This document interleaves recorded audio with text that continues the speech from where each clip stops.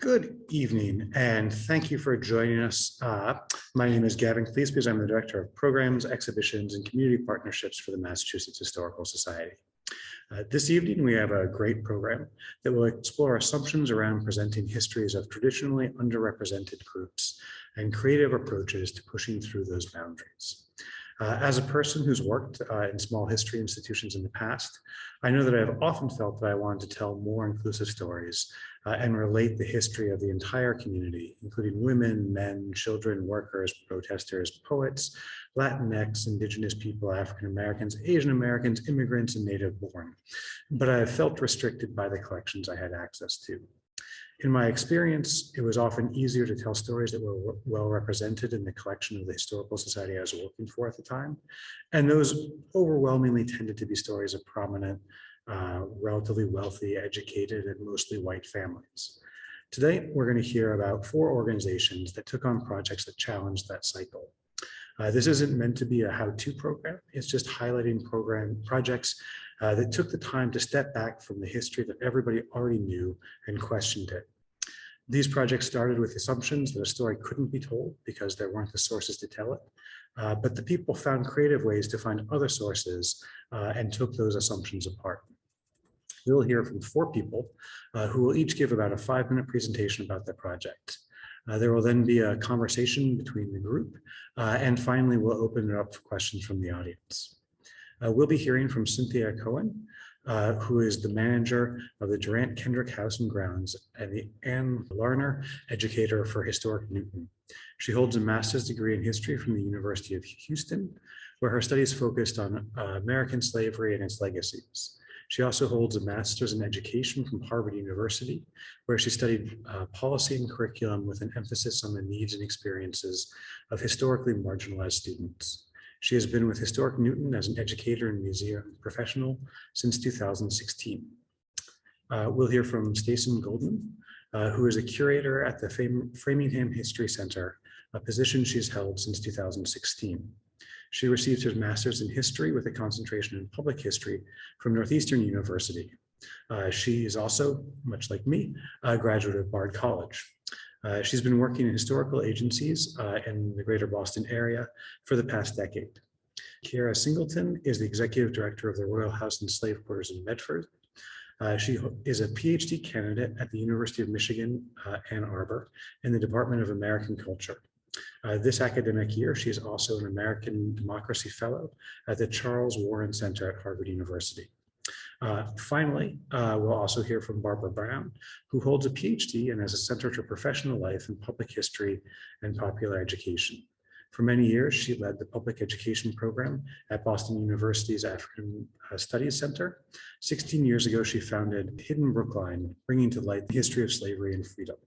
So without further ado, please join me in welcoming Cynthia, who's going to kick off our program. Thank you for that introduction, Gavin.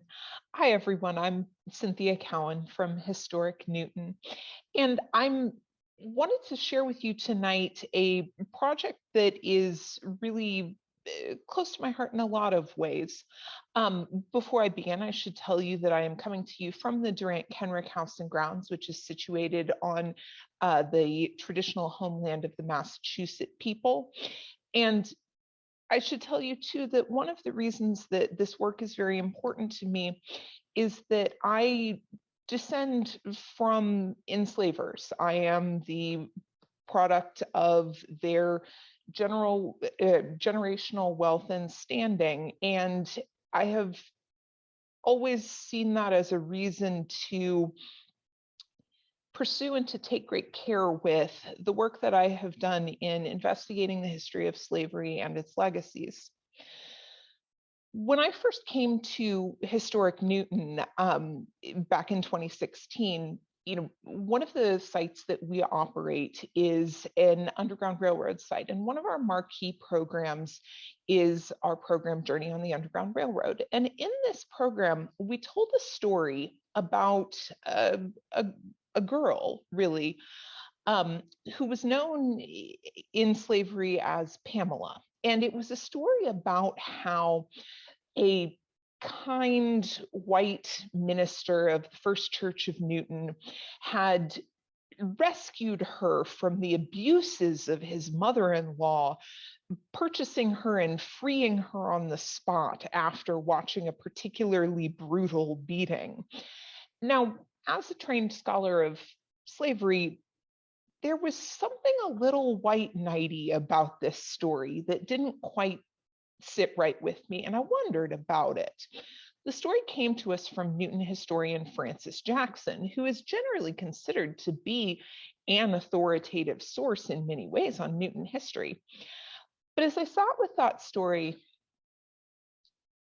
the fact that it just didn't square and just didn't square really bothered me. And I began looking into the story of this young girl who had been taken out of Africa when she was 6, 7 years old and enslaved to a woman named Jerusha Fitch. Now, Jerusha Fitch was a daughter of Boston's famous Boylston family, who had a mercantile concern that was engaged in all manner of commerce, including the trafficking of enslaved people. And as I started to learn a little bit more about Jerusha Fitch and her son-in-law, the Reverend Jonas Merriam of the First Church of Newton, I started investigating, trying to see if there were documents that would actually bear out Francis Jackson's story, or whether I might find something different. Well, long story short, I found something very different. And you can see the products of my research, and I should say our research, as I was supported by several invested scholars and colleagues of mine in doing this. I believe our hosts this evening have the ability to share the link. You'll find it at historicnewton.org/finding Pamela. We were grateful to be supported in this research by a grant from the 400 Years of African American History Commission. But once we had grant funding, and thus I had the bandwidth to really dig into Pamela's life, I was able to flesh out more of her story in ways that I really hadn't been expecting to. There is this assumption, which Gavin alluded to, that the lives of enslaved and in many cases worse freed people were not worth documenting in many instances to the white keepers of the official historical record. And when they did appear in the official historical record, they appeared either as cataloged property in wills and such like, or as props in stories meant to glorify their kindly white enslavers or those who contributed to eventually having their freedom recognized, as was the case with Pamela. But when Pamela did gain her freedom, Jonas Merriam did, as it happens, free her, but much later than the story originally indicated, and not in the dramatic and heroic fashion that the story indicated.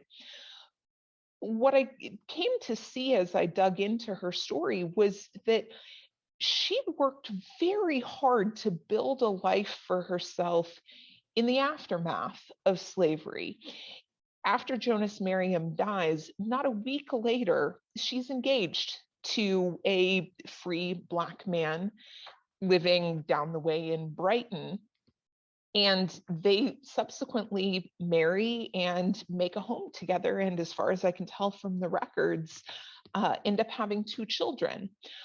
What was really miraculous as I began digging into this, and I should point out that none of the sources that I used actually are in Historic Newton's collection. Part of undertaking this research was digging into other collections to find sources in places that I suspected that they could be, but it was literally a matter of running names through databases and hoping for the best.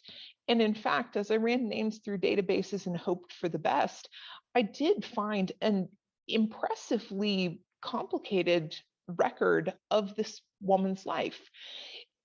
She eventually, in her later years, went on to petition the Massachusetts General Court to be declared heir to her brother's estate, which was an amazing, fascinating document, because from this little kernel of a story about a girl in slavery finding her way to freedom through surviving really horrible circumstances, what you find in this petition is that she had apparently been kidnapped out of Africa with her brother, that they had managed to reunite in Boston later in life, despite being distributed to different enslavers, and that he had built a life for himself in the Medford, Somerville area, and had married and owned land in his freedom. And she petitioned the court to have that land passed to her, as her brother and his wife both died childless. But what I really took from this project, and what I want to leave you with tonight, is the realization that this assumption that there are no documents, or that you can't find documents, is an assumption that we as historians need to question, that we need to look closer at, that we need to be willing to do the legwork. I was speaking with another historian this morning who said, you know, it's funny, this research is never as hard as people seem to think it's going to be. Now, I think that perhaps paints an overly rosy picture, because there are still some challenges. But I want to encourage small and medium historic organizations to recognize that we have an obligation to people who were enslaved in our communities, and people who lived as free people of color in our communities, to pursue these stories, to find these stories, and to lift up these stories in honor of the memory of these people, because it is doable and we can and should do it. But I'll have more to say as we get into group conversation, and I should pass it next to Stacen Goldman of the Framingham History Center. Thanks, Cynthia. All right, I am going to try to share my screen, which is always fun. Hi, everyone. My name is Stacen Goldman. I am the curator at the Framingham History Center. And I would also like to start by saying that I am speaking to you from Stowe, Massachusetts, and both Stowe and Framingham are the ancestral homelands of the Nipmuc people, the freshwater people. I'm here to talk to you about a project that I did and a web exhibit that we've recently launched called Watched and Worried Men, King Philip's War in Framingham. Now, this web exhibit is actually not just a re-examination of King Philip's War, it's a very specific re-examination of an event during that war that took place in Framingham that has been called in the past, and I have problems with this name. It has been called the Eames Massacre, and it is one of the major events of King Philip's War that took place in Framingham. The story that has been told in Framingham about this event has largely been one-sided. It has largely been harmful to the Native people who were involved in the incident. So the traditional telling is that the Eames family was settled on Mount Waite in Framingham, and when Thomas Eames, the father, the patriarch of the family, went to Boston to seek soldiers to help support and protect his farm during King Philip's War, a group of men came out of the woods, a group of Native men came out of the woods and attacked the Eames family and murdered many family members, kidnapped the children, and burned down the homestead. Except sometimes when the story is told on, say, road signs around town, or on in the third grade where students learn about it, often the war is not even a part of it. A lot of the time, the story is told as a group of Native men who are running out of the woods to murder a white family. And it's painted as an extremely barbaric and sort of senseless act. And I knew that this was not actually the case, and it couldn't be the case. I was very inspired by Lisa Brooks's book, Our Beloved Kin, which is a beautiful, beautiful history of King Philip's War and gorgeously researched. I'd highly recommend it. And she actually touches on this event a little bit for about a page in her book. And I thought, there has to be even more that we can say about this. So I thought it was really our responsibility as leaders in the telling of history in Framingham to tell a version of this story that is fresh, starting it from scratch, telling it the way I wish it had always been told, put it back within its original context. And very specifically, I chose to center the experience of one Nipmuc man who was present at the time of the incident, because anyone who has studied King Philip's War will know that Native experiences of that war were so widely varied and very, very different. So it's impossible to present a monolithic history of this event. All right. So this work actually coincided with the work of an incredible scholar in residence that we had working on site with us, Mary McNeil. And she was helping us identify items in our collections from the colonial period. We went with 1600 to 1800 to be sort of clean about it, that were specifically relating to Black, Native, and Afro-Indigenous people in Framingham during this time period. We knew that there were stories that were in our collection that we were not able to access because we weren't aware of them. They were buried. This is something that happens a lot when you're looking at the histories of these groups. You know, there would be the story of a Native man or an enslaved person that were actually in white families' archives. And so it's really challenging to identify these things. So we've decided to actually put them all in one place. And this finding aid was just launched on our website. It's related to stories that are more expansive than this particular project, but because we just launched it, I really felt like I needed to plug it here. So I'd highly recommend you check that out as well. But doing this work allowed us to sort of refocus as we were looking at our collections, and working on the finding aid actually helped us to illuminate the things in our collections that would help us tell this story. So you'll see on the left right here, these two documents, there's a map and there's a deed. This is a land deed signed by 5 Nipmuc men, and this is a map for a later land transaction. And these were the only two things in our collection that I knew we had that we could include in an exhibit like this. And if you look on this side, on the right-hand side, you'll see all of the items that we found in the collection that actually were identified as relevant to this story. So we basically grew our in-house evidence potential basically by like 200% by doing this project. It was really exciting to be able to expand what we could use to tell this story. But this still really wasn't enough material to fully put this story back together the way it should have been told. And these items here really didn't contain all of the information that we needed, especially as we were focusing on the story of a specific Nipmuc man, Nettis, who was not represented at all in our collection. So I actually had to turn and do extensive research in archives that weren't ours at all. Primarily, I worked in the Massachusetts State Archives, which anybody can look at if you can get a free account from familysearch.com. You don't have to pay anything, and the Massachusetts State Archives are on there. The ability to work in them is, you know, iffy, but you can do it.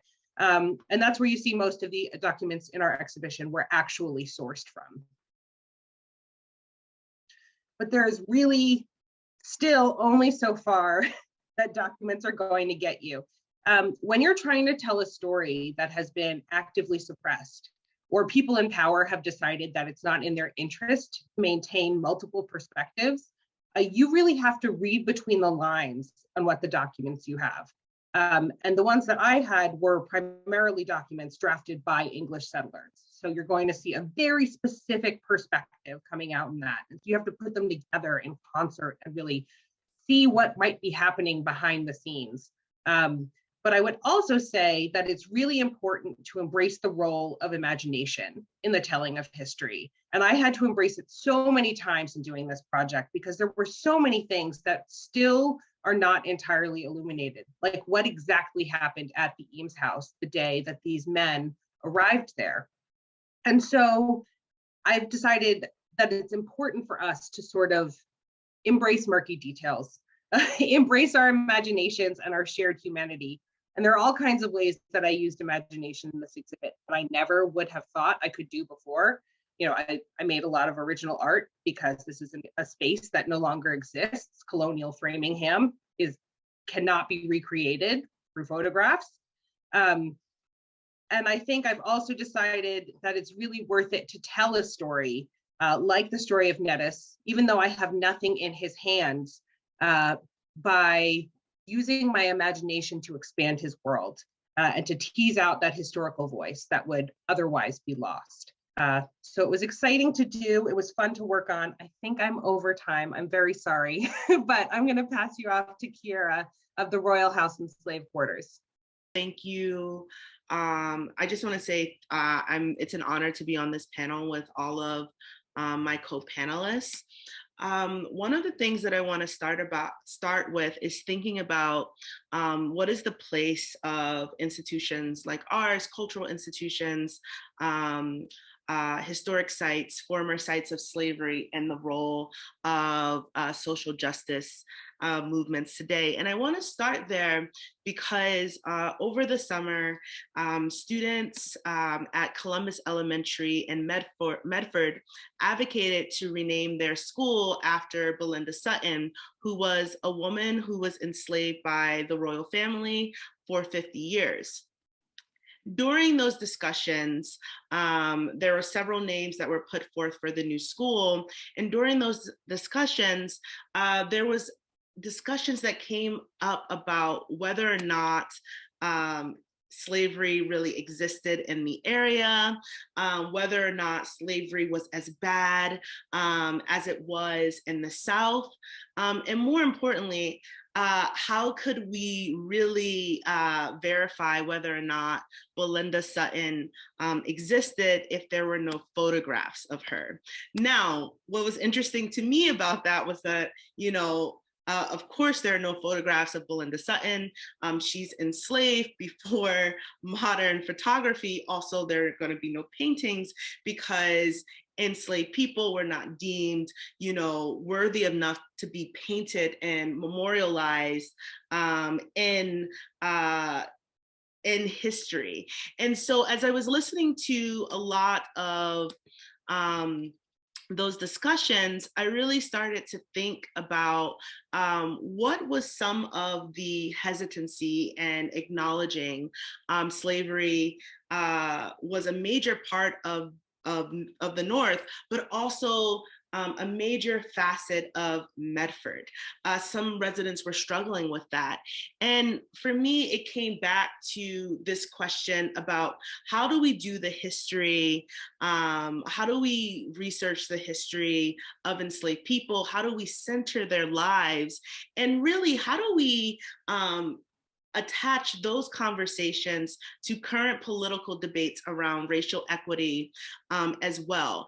And to not say that this history, happened in the 18th century, but also to think about the ways in which that history is very, very present with us today. And when the name change was happening, and students and family members, some of whom were advocating to rename the school after Belinda Sutton, it became a very interesting conversation, I think, for me, because one of the major issues was that when people were saying that we don't know enough about her to really know whether or not, she lived, I said, well, wait, we have historical documents. We have her petition that she petitioned the Massachusetts State General Court for what we would call today reparations in the 18th century, but that wasn't necessarily connecting with our communities.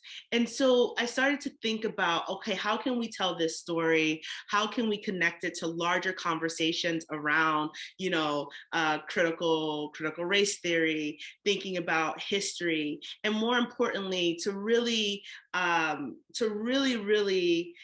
make a claim that good history is not just, you know, history that happens in the past. Good history allows us to not only talk about the past, but to think about the present and the future.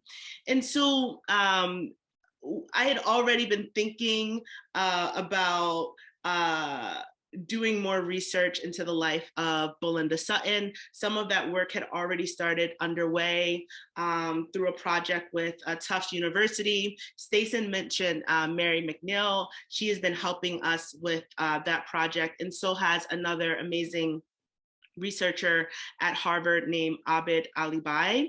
And one of the things that we've been really trying to think about is how do we, you know, ask more questions about Belinda Sutton herself.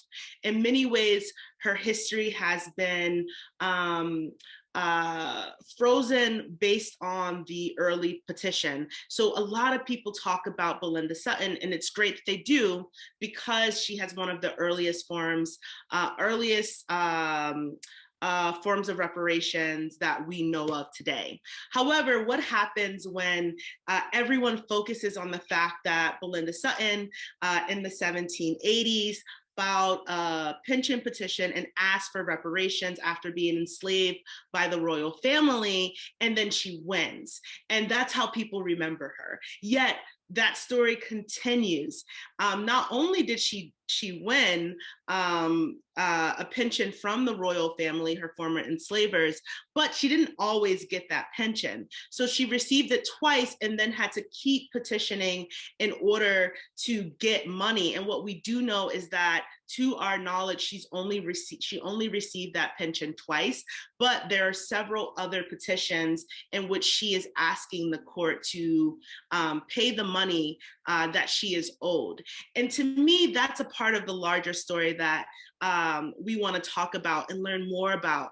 And we want to, you know, say that there is more to know about Belinda Sutton if we start to do a little bit more research. Sometimes historians go into archives, you find documents, it's amazing, and then you go, well, I know all of the information. But what happens when you ask different questions? What happens when you look in different places? And what happens when you really say, I am interested in learning more about the person, as opposed to this, you know, amazing court case that she was a part of and led. And so I think a lot of what we're trying to do is to try to understand who Belinda Sutton was as a person. And while we talk a lot about the reparations, to say that when you focus only on one court case, what else do you obscure about her life? How do you then minimize her actual life while trying to talk about the fact that she's one of the earliest cases of reparations that we have in this country? And so that's some of the work that we're now doing at the Royal House, is trying to learn more about Belinda Sutton, but also we're trying to learn a lot more about all of the enslaved people who were on the plantation in the 18th century. We know that the royal family enslaved about 60 people over the course of the 40 years that they lived in Medford. And even though we know a lot about them, we know still very, very little about the enslaved people who they enslaved. So we are trying to build out that research.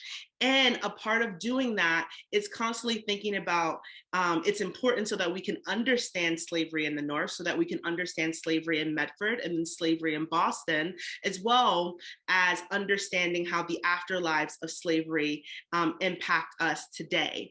And then I really want to encourage you know, a lot of people to not be discouraged when you go into the archive. The archive can be a place in which you can look through 20 boxes and not find anything. And then on the last day that you're there, you look in the last box and all of a sudden you find one document that might change what you think you know about a person or a place. And to me, those are the very exciting moments. Even if you find one document, even if you find 5 documents as opposed to 500, what you're able to do with that, to be able to tell more about the history of the enslaved people should always be the goal. And so whenever I hear that, oh, we just don't have enough information, I think I always go, okay, well, what questions are we asking? Where are we looking? Where are we not looking? Where would you find women in the archive? Where might they be in other places?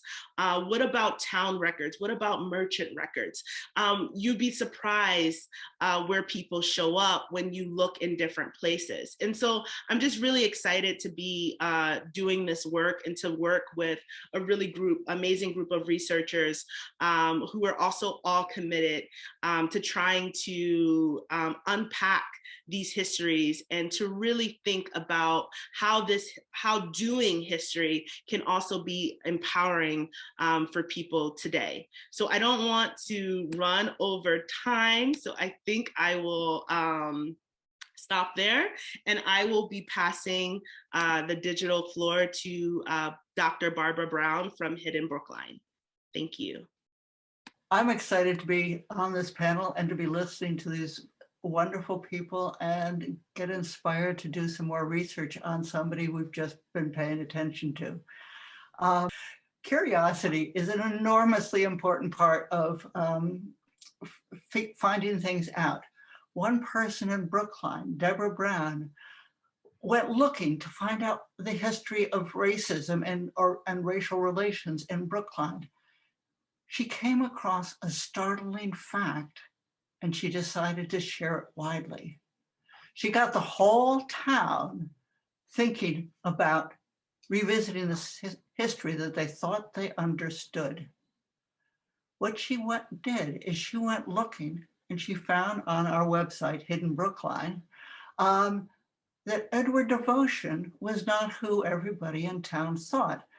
This is the main building of the Edward Devotion School, and people thought they knew the essentials about him. School had been named for him, next please, and that but now they found out that he was an enslaver. No one knew that, or maybe just it was a handful of people. And it shouldn't have surprised people, but it did, because if you look here, in blue is the slave owner's property. Next, please. But they had to come to terms with a real place and a real school that mattered to people in town. Here are all of the Devotion School students standing in front of Edward Devotion's house, and then behind and around, you can see the school surrounding the house on all 3 sides. In some sense, you might even say embracing it. Edward Devotion's story reminded people that, as Kyera said, that slavery was not a Southern thing. Slavery was a thing in all 13 colonies, and Massachusetts was not what we think of as the cradle of liberty. You can't be a cradle of liberty in a time of slavery.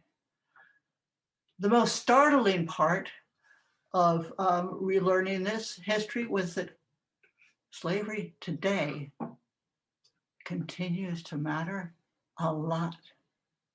We're not talking about slavery just in the past. We're talking about, should an enslaver's name still appear as the name of a school? Well, everybody in town had an opinion, particularly the people at the school. And at first, there was fervent support for keeping the name from the students, from the alums, from the teachers, until people started asking simple questions such as this. Now that we all know that he was an enslaver, can we still have students walking into a school, proud of the school, proud of its name, knowing that he was an enslaver? Is this healthy? A lot of public education can happen when it's about a place that matters. The decision went to town meeting, and the town meeting of 240 people gave it some thought and voted overwhelmingly to remove his name. That was only the first step. The second step was, well, what are we going to name the school now? We have a chance. We have a chance that hasn't happened in over 100 years. There was widespread feeling that it should be named after a famous person from Brookline, John Kennedy, Sidney Farber, who made such a change in treatment for cancer. Well, it was open. And what happened next is that the town leaders in the schools decided, next slide please, that they would give the first choice for deciding to a group of students who named themselves the Believers in Change. They all came from the devotion school. They were selected, 12 of them, from grades 3 through 8, and 2 high school students, to represent the diversity of the school. And but they were selected out of a hat. So there was no preference given. And these students were asked to take the 115 names that had been sent in by people around the town, 115 different names, and to winnow it down. After some preliminary meetings of getting to know each other and thinking about what mattered, they chose the criteria. They used this town's 4 standard criteria: someone of public renown, someone of good repute, and perhaps someone who'd given a lot of money to the town. And they added a 5th, restorative justice. That the name had to represent someone involved in restorative justice. Well, that changed everything. And it was quite exciting and made a number of people quite upset, but it went ahead. And the students, under the leadership of their principals, whom you can see there in the photo in the back, whittled the names down to 15 semi-finalists. Take a look at this. Next, please. These were the 15 semi-finalists they chose from the names that people had submitted. If you pay attention, you'll notice that there is one white person in the group. Sybil Holmes, the first woman in the Massachusetts State Senate. She was from Brookline. The other people who, with their names colored in yellow, became the 4 finalists. Now imagine, there were a number of public meetings where people could talk to the students about the names. Students had each researched a particular name and question them about their morals, what they had done, if they had gone to war, if that was a good war, and so forth. How many names did people in the town know? Perhaps a little bit more than half, but certainly not all. And this was a chance for the town to recognize what they had been missing. Leaders whose names they did not know, who had been missing. When the 15, there was, by the way, when these names went out in public, there was a lot of anger. There was almost shouting matches. I was at one of the public meetings, and there was confusion. Who are these people? Why have they been chosen? Why not others? And there was also a group of people who went, hot diggity, look what we've got. And it was exciting to that last group of people. It was exciting to all of them, actually. Now, they went to the final 4. You can see their 4 names. This was a list of leaders. But how will town meeting choose these names? How will the school committee choose the names? The school committee then met, and of these 4 people, 3 of them lived in Brookline: Florida Ruffin Ridley, Roland Hayes, and Sybil Holmes. Ruth Batson had done a lot of work with Brookline with Medco. And the school committee voted 8-0 to support Florida Ruffin Ridley for the name of the school. Well, people started looking, who was Florida Ruffin Ridley? And is she worthy? And how come we haven't heard about her, though she lived here in town? Now, next slide, please. This is the essence of who Florida Ruffin Ridley was. Co-publisher and co-editor of the first magazine by and for African-American women, published for 7 years in the 1890s, and then there wasn't enough money to keep it going. Co-founder of the first national conference of African-American women. Sorry, it was held in the 1890s, that didn't get finished. An anti-lynching leader. That's especially important because from what I read, and maybe I'm mistaken here, there was not a single white organization that opposed lynching. The Unitarian Church, of which she was a member and leader, did not oppose lynching. She was a suffragist, and she was a Harlem Renaissance writer, writing essays and some wonderful short stories. These essays and short stories have now been anthologized. She was a trailblazer for justice at the nadir of African-American life in the United States, when life was dangerous, violent, when segregation was increasing, when the Supreme Court ruled that segregation was legal. And here she was insisting that we can build a better life. The school committee, after their vote, passed their final decision on to town meeting to decide. Town meeting members were deluged with, get this, thousands of calls. Of course, there were 240 town meeting members. Thousands of calls, organized calls, and calls from people who just wanted to put their opinion in. At the last minute, some people who were opposed to Florida Ruffin Ridley and thought that there were some white people well deserving of this honor, they named 2 relatively obscure white people, the former superintendent of Brookline and then the owner of a candy shop who had befriended a whole lot of students and encouraged them to do better. All 3 names went to the town meeting. Town meeting moderator played with how the vote would be taken in order to make it hard for Florida Ruffin Ridley to win. But people understood what was going on, and when the votes were counted, Florida Ruffin Ridley was chosen overwhelmingly by a town meeting who had never heard of her before 8 months earlier. It was a delightful victory, and the victory came during COVID. And so we have the school, and finally some people, next please. Now 900 students go to that school, and they know who Florida Ruffin Ridley was. This is a great example of public education, taking advantage of a situation and making wonders out of it.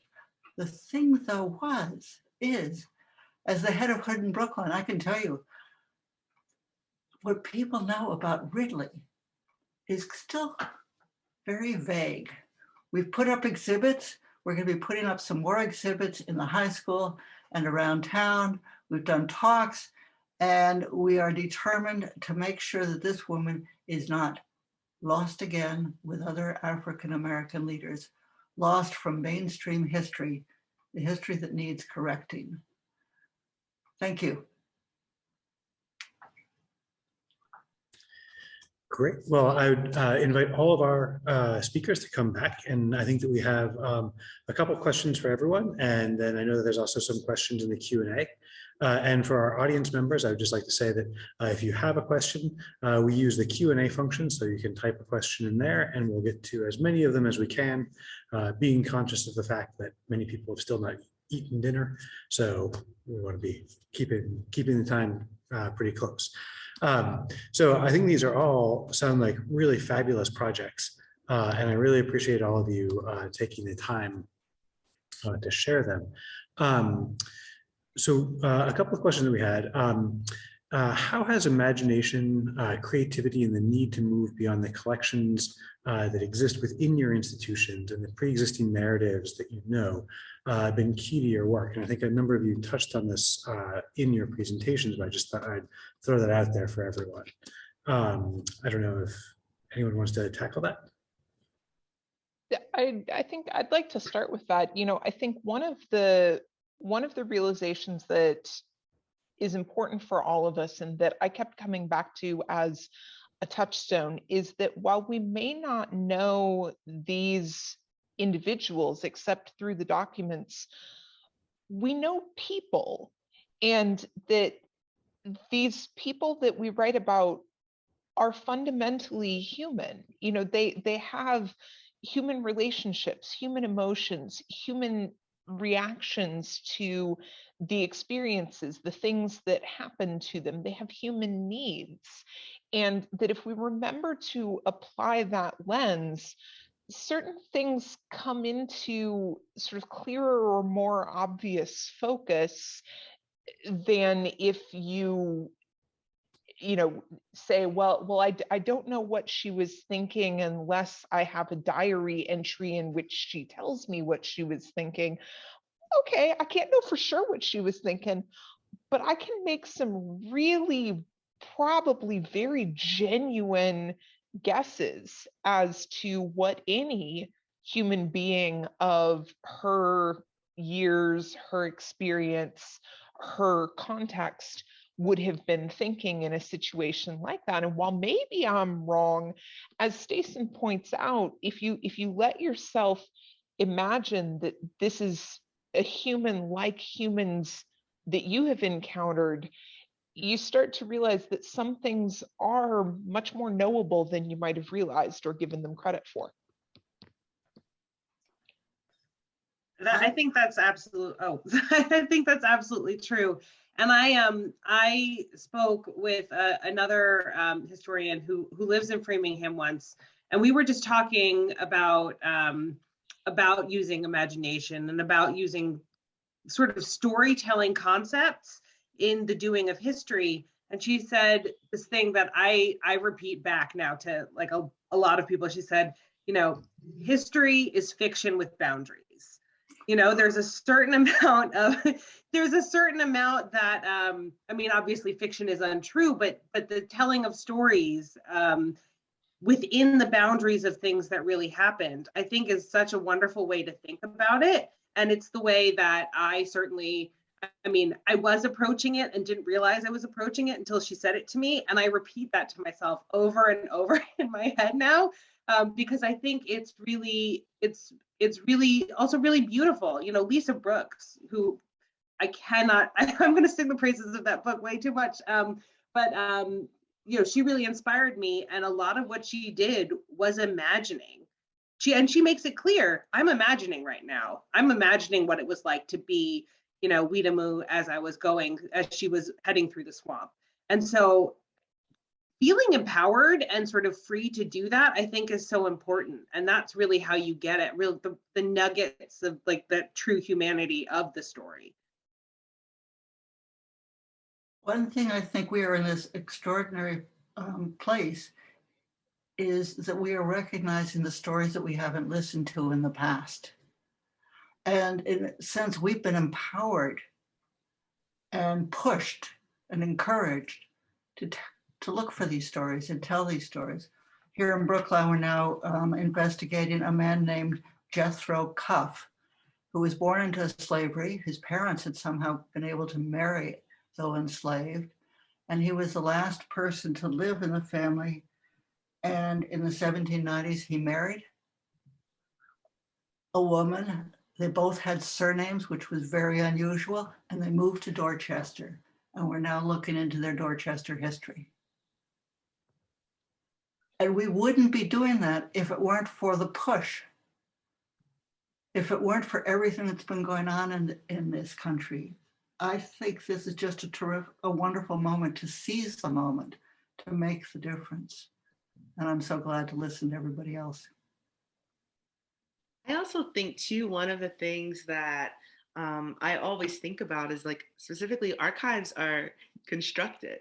You know, we you know, praise them as where you go to find you know, true history, but you know, they are created just like anything else. Someone decided what was important to save, someone decided what was not important to save, someone decided where things would be cataloged, how it would be cataloged. So all of that is a construction within itself. And usually when you're talking about looking for the history of specifically enslaved people, they're not always going to be, you know, their records are not always going to be in or legible in ways that we have been told the archive kind of works, right? Because sometimes they're in random folders of a random person because someone decided to, you know, collect all of the, for example, runaway slave ads for fun, you know? And we don't have a lot of, you know, first account narratives in a lot of archives, but we do have slave narratives that can help us fill in gaps when we don't have enough information from other parts of the country. We have literature that we can turn to, and I think that goes back to Stacen's point. There's a scholar who I love, Saidiya Hartman, who talks about critical fabulation. Okay, well, what happens when the archive doesn't allow you to get at the interiority of enslaved people? Well, what can we do to build out those stories? Well, we can turn to the rich literature on slavery to kind of help fill that in. And at one point, that wasn't considered history until people like Saidiya Hartman or Dr. Taya Miles, Marissa Fuentes started doing that work and winning all types of awards. And so sometimes when you push the boundaries, when you reimagine what a field can look like, you actually open doors and find even more information, and it frees you to tell the stories that haven't been told.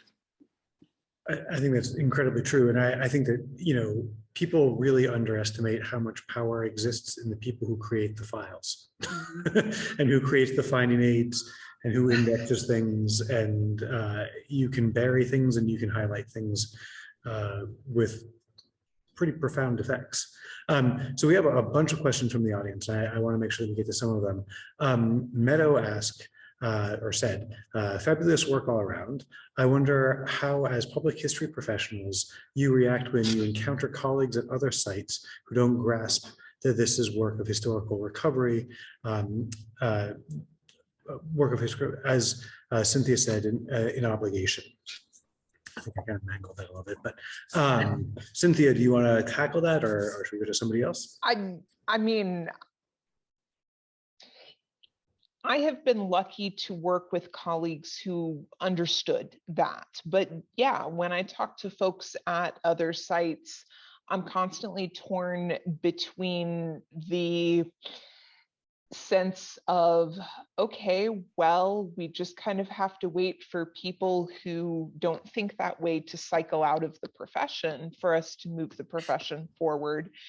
And the notion that, forgive me while I stereotype myself for a moment, as a hard-headed Southerner, my inclination is to simply keep insisting that this is important and to not shut up and to not sit down and be quiet about it and to just be an annoyance until I wear down the folks who would say, oh, this work isn't important. Nope, it is. And I will keep showing you why it is until you acknowledge that it is. But I recognize that that approach isn't always the most finessed. In Brookline, we've had many doubters, especially in the early years. I mean, we've been going now for 16 years. And the most valuable thing in Brookline has been documentation, pure and simple. Here is Jethro Cuff. Here are his parents. Here are the people who are buried in the town cemetery. Oh, we don't have any enslaved people buried in the town cemetery. No, you're trying to shame us. They came around because we provided the documentation. But we've got to find new ways of getting documentation, which is what you all are inspiring me to think about. And I wonder, Gavin, if the mass history is now doing its archives at all differently. I mean, we are actually there. I mean, there's a large effort within Mass Historical to revisit things like, I mean, we've been around for a long time. So 1791, we go back a ways. And, you know, we've been producing finding aids and collection guides for a long time. And these have traps in them, you know, and going back and looking at that and trying to revisit these just with a critical eye is a huge undertaking, but it's one that we've been involved in now for the past couple of years, as well as just also thinking about how we can change how we're collecting and what we're collecting and what we're prioritizing. But I don't want to talk too much about MHS. I don't know if Kyera or Stacen want to jump in. I actually, if I could follow up on that, you know, as Kyera pointed out earlier, archives are constructed. Somebody made choices about why they are there and why they aren't there. And so while, yes, it is so powerful to be able to be like, here is the documentation, you can also point at where the gaps are. You know, this notion of where were enslaved people buried is something that we've been grappling with in Newton. And if you note that, like, okay, well, there are no documents saying where enslaved people were buried, that doesn't mean they aren't buried here somewhere. It means that someone decided not to record where they were buried, or someone made it impossible to record where they were buried. So let's sit and think for a moment about where they might have been buried given the constraints that were in place at the time. So there's a way in which you can construct an argument from logical conclusions about the things that are obviously missing. And I think that that's a strategy to pursue as well. I think also listening, one of the things that has been really, really helpful for me is listening to descendant communities, listening to knowledge that they have that isn't always privilege in archival spaces or museum spaces.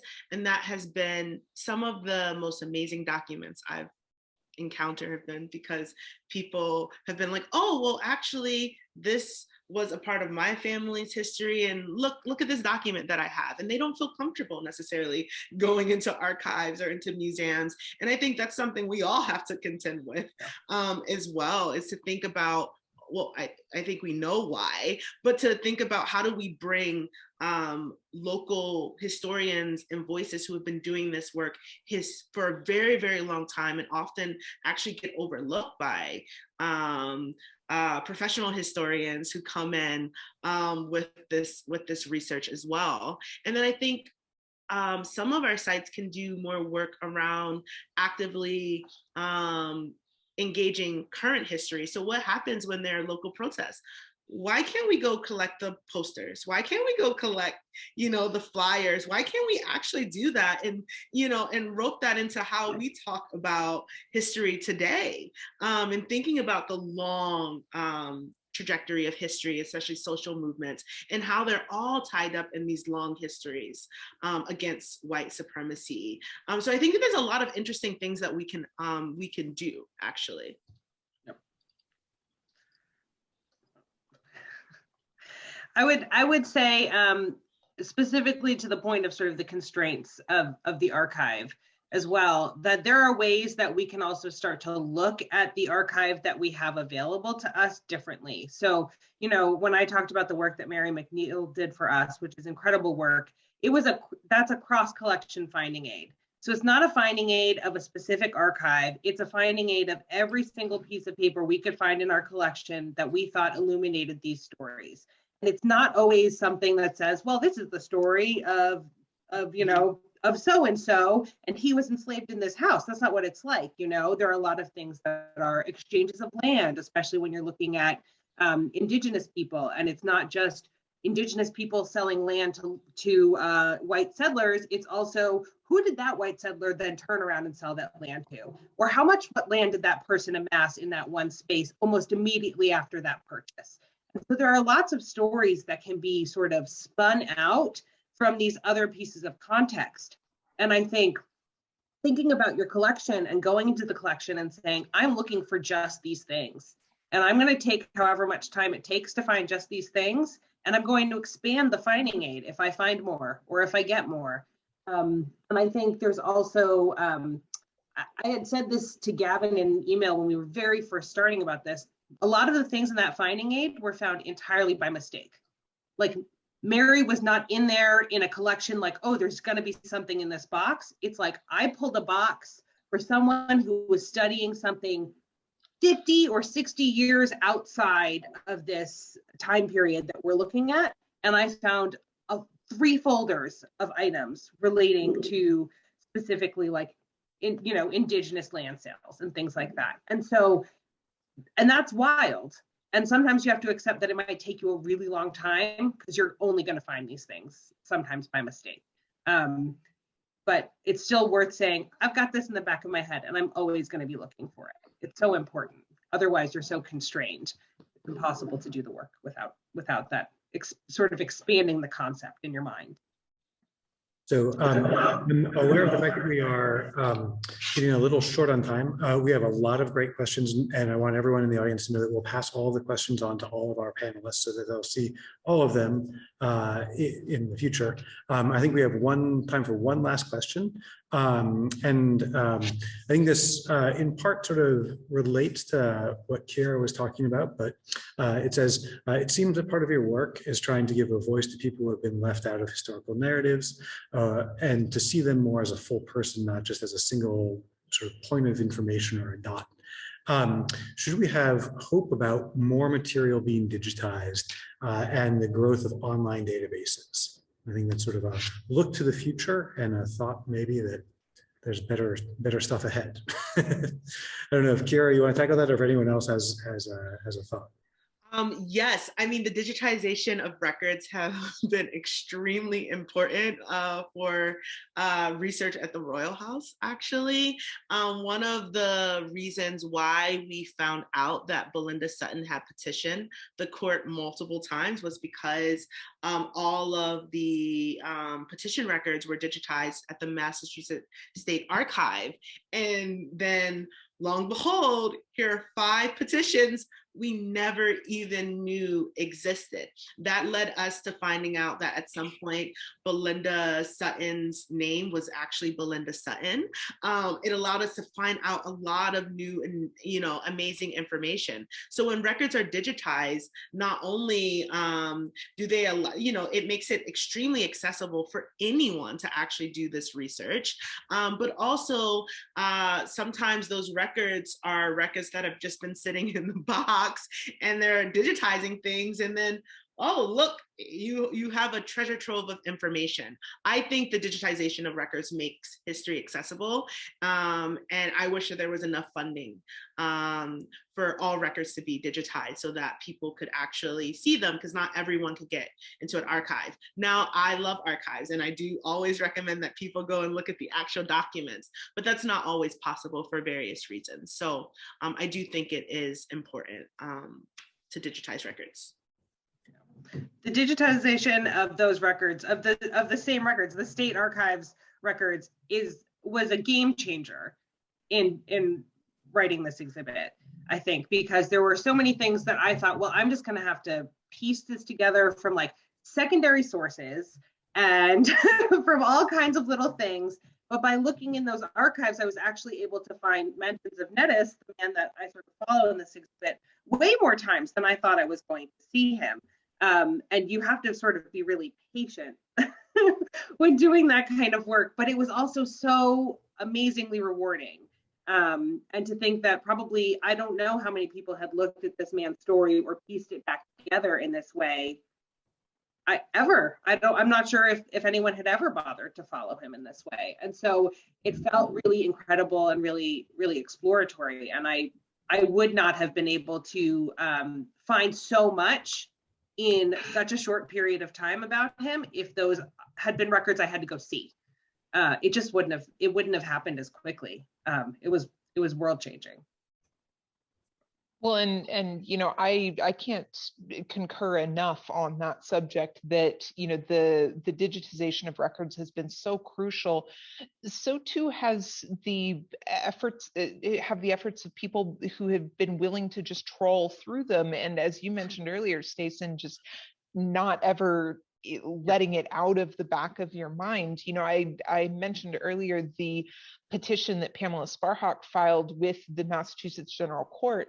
That was actually found by one of our volunteers at Historic Newton, who had heard me talk about Pamela previously some time ago. And I was in the middle of this project, and she sent me an email out of the blue saying, "I'm sure you've seen this, right?" And links to the petition. And I went, "Oh!" And that really came just from the fact that she never let it go, and she was trawling through those records. But you know, it's like I mentioned, sometimes it really is just a matter of like, run the names, run the names, run the names. You know, we've seen several questions come through in the Q&A about sort of unorthodox or unexpected sources.